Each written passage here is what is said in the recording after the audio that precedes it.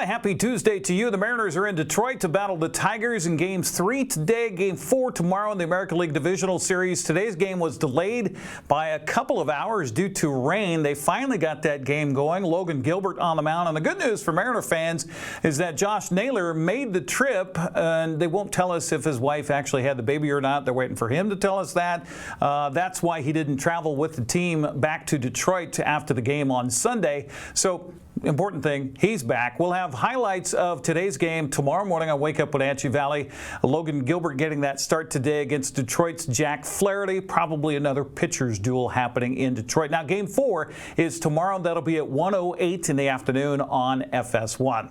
Meanwhile, the Dodgers have a 2-zip series lead on Philadelphia after a 4-3 win last night. The NLDS shifts to Los Angeles tomorrow. Milwaukee leads 2-zip in its series against the Cubs after a 7-3 win last night. Yankees home today to host Toronto. They're trailing their ALDS 2-0. Game 5 underway on FS1. Seahawks coach Mike Macdonald is still not happy about his defense after reviewing Sunday's loss to Tampa Bay. Second-year head coach spent most of Sunday night and Monday morning going over the film with his coaching staff and is ready to move forward. Man, it's been a long day. Been a good day.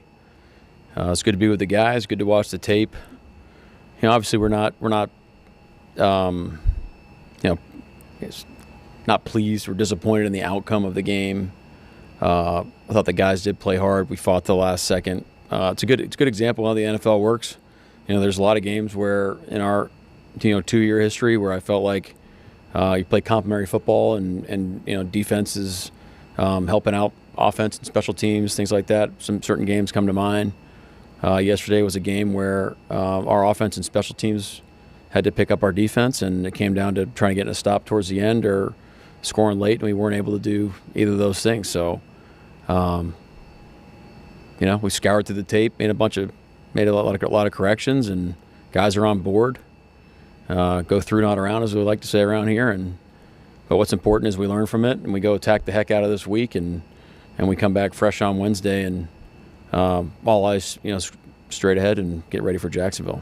Macdonald admits that while his defense could have played better, you also need to credit the guys in the other uniforms. It's like a pet peeve when the coaches get up here and they're like, yeah, it was all us, like all those yards would be diminished if we would have just done X, Y, and Z. Like Tampa deserves a lot of credit too. Baker's playing at a high level. I thought they had a good game plan. They executed really well. They play hard. They're a good team. Having said that, we have to play better too, and like I said after the game, I feel like I have to have a better game plan, and I have to call it better. So it's kind of everybody involved taking their game to another level and focusing that getting all the inputs right throughout the week. A.J. Barner had his best day as a pro. The second-year tight end had 7 receptions, 53 yards, couple of touchdowns. Macdonald says Barner is a playmaker. Well, he's a spark plug for our whole football team. This guy's got a great mentality. He's got swag to him. He's got an edge. He's got toughness. He's got like a great spirit about him, where it's not just for our offense, but cares about our football team, and we love him for it. He's doing a tremendous job. He's done a lot of unselfish work on our offense. A lot of the time.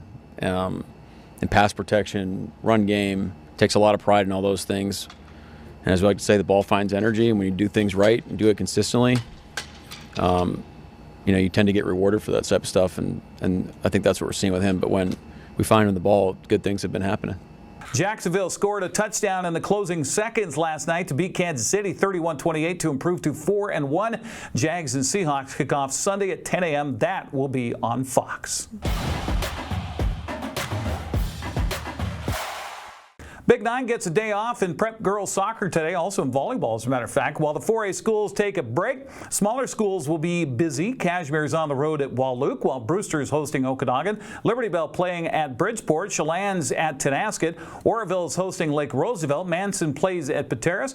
Prosser's hosting Quincy tonight at 6, while Ephrata's at Sela, and Cascade is hosting Omak. Smaller schools also have the focus on the prep volleyball schedule tonight. Garden City Academy traveling to Soap Lake tonight today. Fred is hosting Quincy. Cashmere plays at Walook. Tonasket takes on Omak. Lake Roosevelt visits Okanagan. Bridgeport plays host to Brewster. Liberty Bell visits Manson. Waterville Mansfield's hosting Pateros. And it's on the road at Moses Lake Christian. We'll stay with the Preps. Cashmere back home Friday after a hard-fought loss at Royal last week. The Bulldogs hope homecoming week will be the salve that heals the wounds of last week's 21-15 overtime loss to the Knights.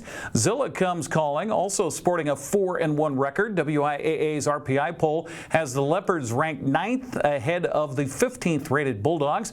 Last week's coaches poll, by the way, had Cashmere ranked 3rd behind Royal at number 1 and Lennox Christian at number 2. Join yours truly and Grant Olson with the play-by-play. Our pregame getting underway at 6:30 Friday night at Bulldog Stadium right here on the NCWLIFE channel. That's a look at sports news. I'm Eric Granstrom. Have a happy Tuesday.